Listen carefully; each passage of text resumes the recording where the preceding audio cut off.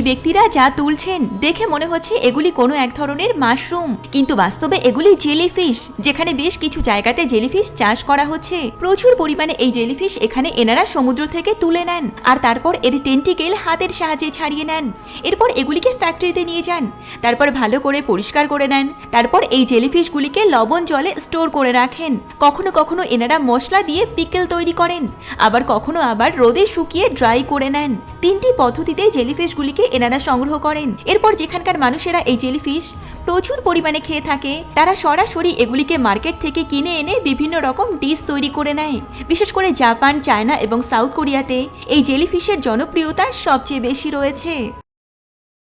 মুরগি প্রতিপালন করার এই ধরনের পদ্ধতির সঙ্গে কি আপনি পরিচিত? চিড়িয়াখানাগুলিতে বাঘ সিংহরা যেভাবে ঘোরাফেরা করে, এখানে মুরগিদের জন্যও একই রকম ভাবে ঘোরাফেরার বন্দোবস্ত করে রাখা হয়েছে। মুরগির মেন খাঁচা থেকে শুরু করে মুরগির যাতায়াতের জায়গা সঙ্গে ঘোরাফেরা করার সমস্ত পথই টানেলের মধ্যে দিয়ে থাকে। এর ফলে খুব কম জায়গার মধ্যে মুরগি খোলামেলা ভাবে প্রতিপালন করা যায়। মুরগিগুলি প্রতিদিন সকাল হলে ওপর থেকে নিচে নেমে আসে আর তারপর মাটি সহ ঘাসের মধ্যে থেকে খাবার খুঁজে খায়। পার্কের মধ্যেও এই পদ্ধতিতে মুরগি প্রতিপালন করা যায়, যা দেখার মতো একটি পদ্ধতি। এরকম ভাবে আপগ্রেড পদ্ধতিতে চিকেন প্রতিপালন করলে শিকারী প্রাণীরাও আক্রমণ করতে পারে না। বিশেষ করে শহর এলাকাতে যেখানে চিকেন প্রতিপালন করার জন্য জায়গা খুব কম পাওয়া যায়, সেখানে এই পদ্ধতিতে চিকেন প্রতিপালনের কথা ভাবা হয়েছে।